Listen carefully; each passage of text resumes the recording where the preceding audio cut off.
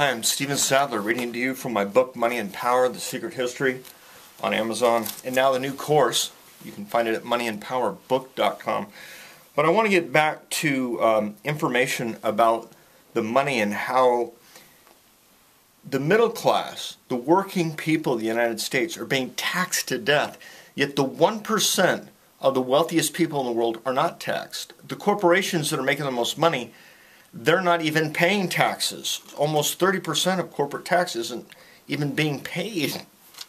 And so much of it is offshore now. Something like, according to the Tax Justice Network, $225 billion a year are lost due to tax havens alone.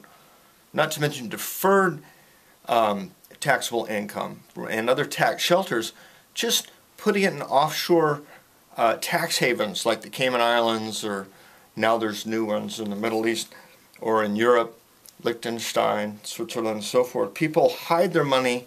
It doesn't get taxed in the United States. There are trillions and trillions of dollars. There's a whole shadow government, money that is held in offshore accounts by the wealthiest people in the world, and it's never taxed. Do you realize if we were to go get that money and just tax a part that would be fair, we would chunk down the debt that we owe substantially? What's really been happening that the average human being, the average taxpayer doesn't realize, is all this money that we seem to have lost that has come out of our pocket, some of it was diminished through true values that had been inflated, such as property values or stock values. But most of that money and value that left our pockets went into the pockets of the 1% most wealthy people. And most people don't realize that. It's in offshore tax havens.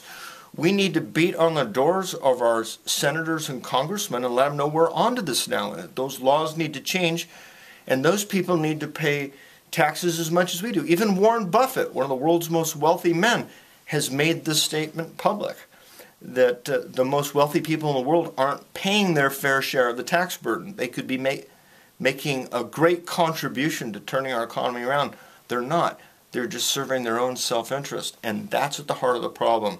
The 1% that control the banks, and thereby the corporations, and thereby the governments all around the world, are benefiting themselves, making themselves richer at the expense of everyone else.